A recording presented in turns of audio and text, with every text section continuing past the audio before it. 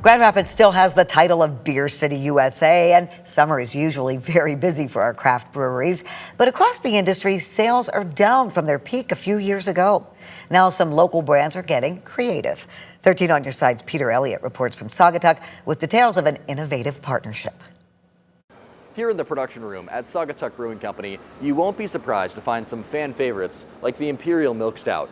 But now there's another brand being made here, Brewery Vivant. In today's craft beer landscape, it's a collaboration born out of creativity and necessity. And I think that beer's tasting amazing. Like I said, I'm not supposed to have a favorite beer, like you're not supposed to have a favorite child, but that's my favorite beer probably. If you love what you do, you'll never work a day in your life. I read about beer. I study beer just for fun. Jason Spalding is enthusiastic about his craft. Sometimes a little too much for my wife, but I could talk about it all day. He's the owner of Brewery Vivant in Grand Rapids' East Hills neighborhood. When you walk in, it feels very European. Inside, there's a charming old school look. Our building was a historical funeral home. But the brewery is also changing with the times. Craft beer just isn't growing at the pace it was. We weren't seeing the sales at the same levels we were pre-COVID. The volume of beer brewed on site matched that demand. Manufacturing facilities operate best at 100% capacity or as close to it as possible. At 50%, it's hard for that to make sense. The recipes didn't need to change, but production did. Local breweries are coming together. They're able to share their resources. That's where Keith Henry and Saugatuck Brewing Company hopped in. We're helping them brew and package that product to get out to consumers. In the industry, it's called an alternating proprietorship. Last year we did alone about 8,000 barrels. Brewery Vivant will do probably around 2,000 plus this year, so still have